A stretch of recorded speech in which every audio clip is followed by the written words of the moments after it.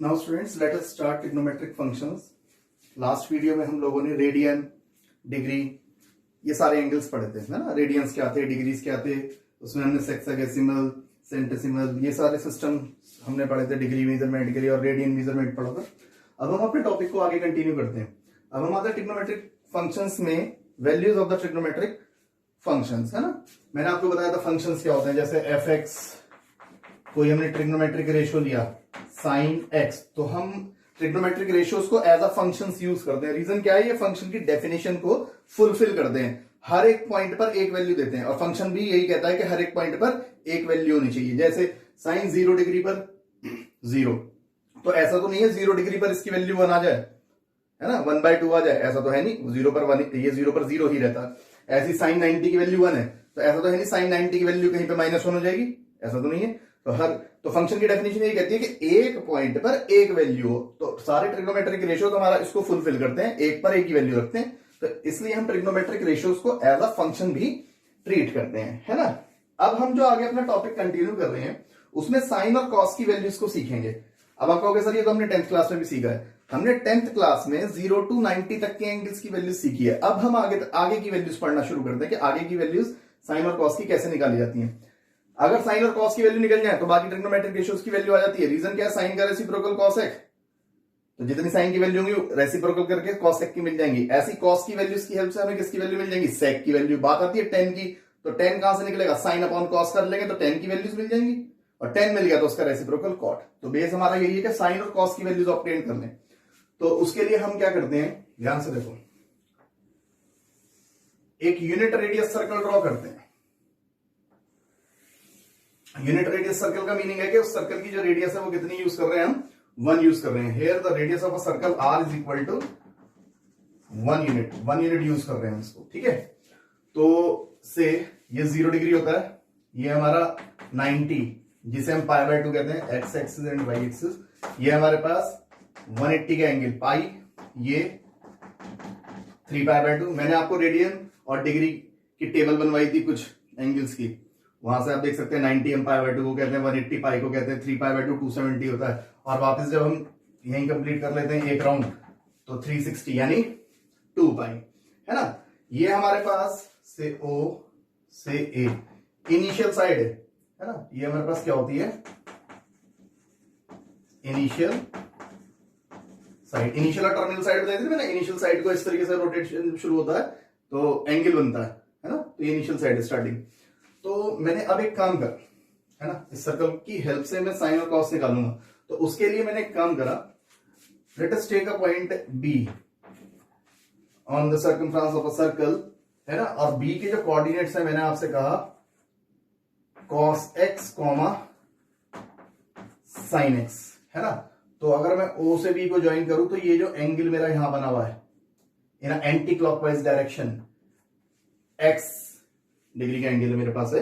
तो यहां से इसकी वैल्यू मैंने ली sin x और cos x। बात आती सर ये कहां से ले लिया, ये तो हमने नहीं पढ़ा, है ना। ये कहां से ले लिया, देखो हमारे पास ये होता है कि suppose we have a circle of any radius, circle of any radius. यहां पे सर्कल की रेडियस मैंने r ली है ना।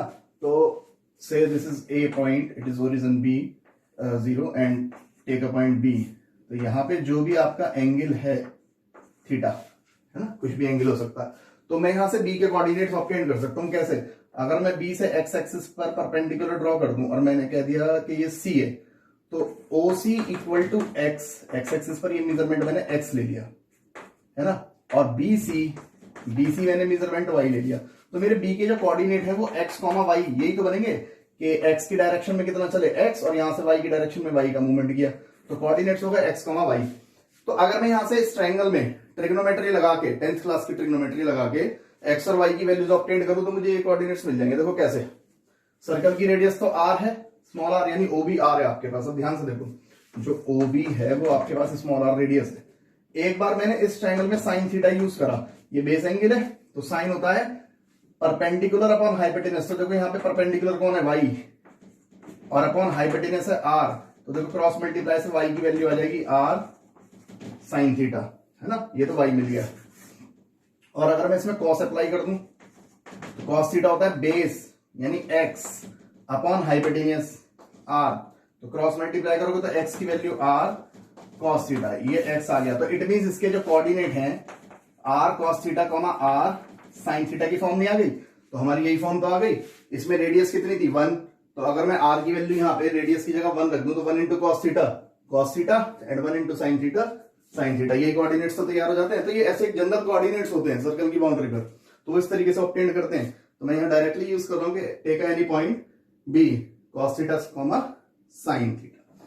चलो ये बात समझ में आई। अब देखो इस बी पॉइंट को तो रोटेशन करके मैं कहीं, अगर मैंने यहां लिया है मैं इसको रोटेट करके यहाँ सेकंड क्वाड्रेंट में भी यूज कर सकता हूं, मैं इसे थर्ड क्वाड्रेंट में ला सकता हूं, मैं इसे फोर्थ क्वाड्रेंट में भी ला सकता हूं घुमा के, है ना। इसका तो मैं रोटेशन एंगल चेंज होता रहेगा जैसे जैसे घूमता जाएगा। अब एक्स है, जब कुछ वाई हो जाएगा, कुछ जेड हो जाएगा, इस तरीके से एंगल्स रोटेशन चेंज हो जाएगा, उससे कोई इफेक्ट नहीं पड़ता। अभी हम देखते हैं, हमारा मेन टारगेट ये है to check the values of sine and cos क्या क्या होती है, ठीक है। चलो अगर मैं आपसे ए पॉइंट की कोऑर्डिनेट, इस पॉइंट के कोऑर्डिनेट बोलूं तो इस पॉइंट के कोऑर्डिनेट मेरे अकॉर्डिंग 1,0 है ना। ये पॉइंट अगर यहां है 90 डिग्री जब एंगल बन जाता है यानी वाई एक्सिस पर, तो 0,1। ये पॉइंट रोटेट होकर अगर यहां आ जाता है तो -1,0, और ये पॉइंट रोटेट होकर यहां आ जाता है तो ये हो जाएगा आपके पास 0, -1। ये पॉइंट हमारे पास आ जाएगा 0, -1, ठीक है। तो ये कोऑर्डिनेट्स आ गए हमारे पास ना। ये सर्कल की रेडियस लिखी थी मैंने, रब कर दी, कोई नीड नहीं है वो तो समझाने के लिए कि रेडियस यहां लिख लो। चलो जो रेडियस आर इक्वल टू थी 1 थी हमारे पास ना। अब सुनो ध्यान से, मैं 0 डिग्री की बात कर रहा हूं। अगर ये बी पॉइंट यहां पर है 0 डिग्री पर, इफ जो आपका एंगल है 0 डिग्री, ऐसे लिखो बल्कि, if x is equal to 0 degree, theta ही तो है, x हमने थीटा लिया है, तो x is equal to 0 degree, तो दिस इंप्लाई, तो देखो अगर ये कोऑर्डिनेट यहां जाए तो cos x एक्सिस पर है, y एक्सिस पर कौन है साइन, तो cos देखो कितना है 0 डिग्री पर 1, cos 0 डिग्री पर 1, और यहीं से अगर मैं साइन 0 डिग्री की बात करूं तो वो 0 है, ठीक है। अब अगर मैं बी पॉइंट को यहां ले आऊं y एक्सिस पर, यहां 90 का एंगल जब बनता है, इफ x आपका कितने डिग्री का बन गया 90 का बन गया, तो उस केस में अगर ये 90 का बन गया है तो देखो x कोऑर्डिनेट x है और y कोऑर्डिनेट y से, तो देखो cos 90, जब एंगल 90 का हुआ तो cos यहीं तो पहुंचा, तो cos 90 की वैल्यू 0 है, देखो cos 90 पर 0, और वहीं उसके साथ में sin 90 कितना हो गया y एक्सिस पर 1। टेबल में याद करी थी हमने 10th क्लास में, तो वो ऐसे बनी हुई वैल्यूज। इसी तरीके से अब मैं इस पॉइंट को रोटेट करके अगर यहां ले 180 पर, if x is equal to pi, है ना, तो यानी cos पाई की वैल्यू कितनी हो जाएगी, cos x एक्सिस पर है तो देखो cos 180 -1, और sin 180 ध्यान से देखो 0, sin 180 इक्वल टू 0। अब अगर मैं इस पॉइंट को रोटेट करके यहां 270 पे ले आऊं, यानी if x is equal to 3π/2, तो उस केस में cos 3π/2 की वैल्यू, तो देखो 3π/2 cos कितना है 0, और sin 3π/2 पर कितना हो गया -1, ये आ गई वैल्यू। अब ये पॉइंट रोटेट हो गया इनिशियल स्टेज पर, आ जहां से चला था वहीं आ गया, यानी ये पूरा एक सर्कल जब पूरा कंप्लीट करके आया तो एंगल कितना हो गया 360 यानी 2π। तो if x is equal to 2π, तो उस केस में cos 2π की वैल्यू चेक करो, देखो cos कितना है 2π पर 1, और अगर मैं sin 2π की वैल्यू देखूं sin 2π, तो वो हमारे पास 0। Is that clear. तो ये एक यूनिट रेडियस सर्कल बड़ी हेल्प कर देता है हमारी वैल्यूज ऑब्टेन करने में। अब मैं इस सर्कल की हेल्प से जो मैंने वैल्यूज बनाई है, मैं ट्रिग्नोमेट्री का टेबल बनाता हूं। 10th क्लास में भी हमने टेबल बनाया था, 10th क्लास में हमने 0 से 90 तक के एंगल्स की टेबल बनाई है। अब हम उस टेबल को और एक्सटेंड करेंगे, है ना, 360 तक के एंगल्स की टेबल बनाते हैं। देखो कितना इजी हो जाएगा हमारे लिए टेबल कंस्ट्रक्ट करना। तो इसके लिए आप वीडियो पॉज करके इसको अगर हेल्प लेनी है तो आप अपने पास कॉपी कर सकते हैं। मैं इसको रब कर रहा हूं, देखिए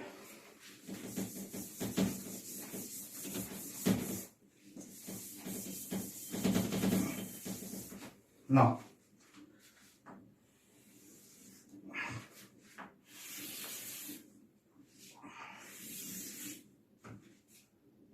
0 degree, 30 degree, 45 degree, 60 degree, 90 degree, यहां तक की टेबल हमने 10th क्लास में पढ़ी है इन एंगल्स पर। अब इसके आगे के एंगल्स में हम 90 के बाद यूज करते हैं एक तो पाई, यानी 180, 180 के बाद 270 और 270 के बाद फाइनली 360, है ना भाई। इसको आप क्या लिखते हैं, pi by 6, pi by 4, pi by 3, pi by 2, ये पाई होता है हमारे पास, ये 3 पाई बाय 2 होता है और ये हमारे पास 2 पाई, है ना। रेडियंस की फॉर्म में लिखना सीखिए। अब हम इन जनरली रेडियन की फॉर्म में ही लिखा करेंगे जैसे हम सीनियर क्लास में।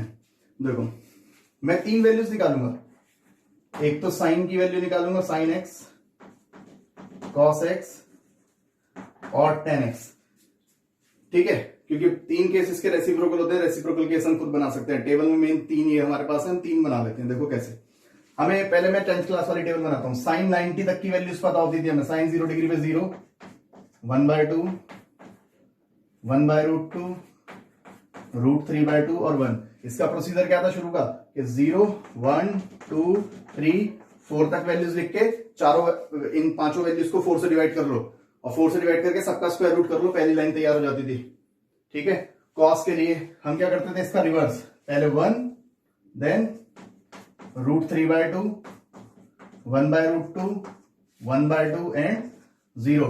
10 क्या था, sine by cos, 0 point something 0। इसको करेंगे तो 1/√3, इसको करेंगे तो 1, इसको करेंगे √3 और समथिंग अपॉन 0 नॉट डिफाइंड। ये हमने 10th क्लास में पढ़ा था। अब देखो ये 90 तक के केस थे, अब 90 से आगे की वैल्यू देखो। साइन 180 पर तो ये निकाल तो रखा है, पाई का मतलब 180। देखो साइन 180 पर कितना है, 0, तो उसी के साथ कॉस 180 पर कितना है, -1, और 10 कितना हो जाएगा, 0 अपॉन -1, 0। अब 270 की बात करते हैं, ये रहा 270। साइन 270 की वैल्यू -1, उसी के कॉरस्पॉन्डिंग कॉस की वैल्यू 0 और समथिंग अपॉन 0 नॉट डिफाइंड। 10 भी आ गया 270 पर। अब बचा 360, साइन 360 पर 0 और कॉस 360 पर 1 और 0 अपॉन समथिंग 0। तो देखो है आसान टेबल बनाना, कोई हार्ड वर्क तो नहीं है। तो इस तरीके से हम इस सर्कल की हेल्प से टेबल भी कंस्ट्रक्ट कर सकते हैं अपनी, अगर हमें सर्कल की नॉलेज है, और कोई हार्ड वर्क नहीं है, बड़ा इजी है, ठीक। अब एक चीज बहुत ध्यान से देखो, बहुत ध्यान से देखना जो मैं आपको बता रहा हूं। इसको आप एज अ नोट भी ध्यान रख सकते हैं, बड़ा इंपॉर्टेंट है। पहली चीज, on x axis the value of sine x is always 0। अगर आप देखें एक्स एक्सिस पर साइन की वैल्यू हमेशा कितनी आ रही है, 0। देखो ध्यान से, एक्स एक्सिस पर एंगल कौन कौन से हैं, मैं ब्रैकेट में लिख रहा हूं कौन कौन से एंगल है। देखो ध्यान से सुनना, एक्स एक्सिस पर 3 एंगल है, एक तो खुद 0 डिग्री है ना, फिर पाई यानी 180 है, और फिर पूरा रोटेशन करके आओ तो 2 पाई। तो एक्स एक्सिस पर ये 3 एंगल चल रहे हैं, 0, पाई एंड 2 पाई। और अगर मैं इन सब पर वैल्यू देखूं, 0 पर देखो साइन 0 डिग्री पर कितना है, 0। साइन पाई यानी 180 पर कितना है, देखो साइन पाई की वैल्यू 0, और साइन 2 पाई पर कितना है, 0। तो हर बार जब भी साइन एक्स एक्सिस पर आता है, एक्स एक्सिस पर अपने एंगल्स पे आता है, एक्स एक्सिस पर जो एंगल्स आते हैं उन पर आता है, तो वैल्यू कितनी हो जाती है, ऑलवेज 0। अब बात करते हैं कॉस की। Number second, on y axis, है ना, on y axis the value of cos x is always 0। y axis पर cos की वैल्यू हमेशा 0 है, ध्यान से देखो। अब y एक्सिस पर एंगल कौन कौन से हैं वो भी मैं आपको ब्रैकेट में लिखता हूं। देखो y एक्सिस पर एक तो 90 आ रहा है, फिर यहां से घूम क्या होगा तो 3π/2।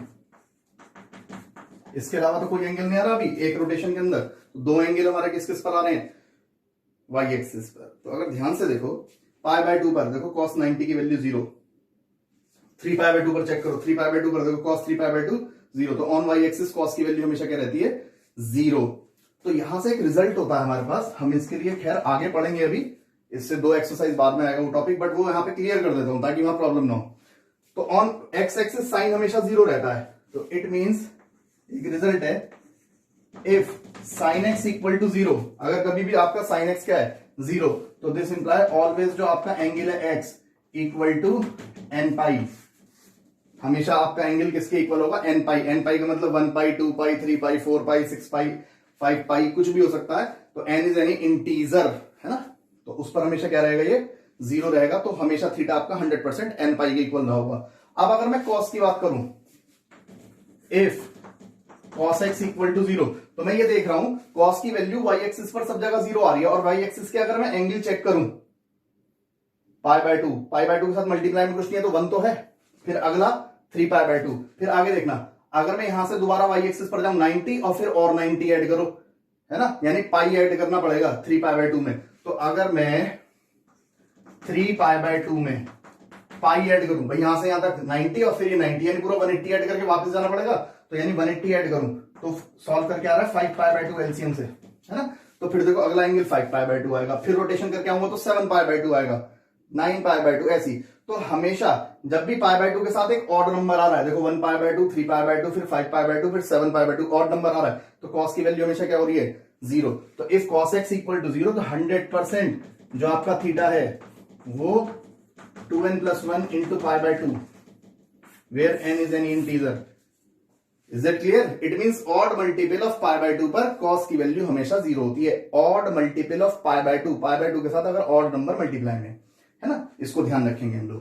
तो ये थोड़ा बेसिक था हमारे पास वैल्यूज ऑफ साइन और कॉस, तो इनकी हेल्प से हमारी आगे की वैल्यूज भी कैलकुलेट हो जाती है। Now pause the video and note down it. इसे कई बार बेटा आप लोग खुद लिख के करने की कोशिश करें और ज्यादा क्लियर होगा, ठीक है। Now note down it.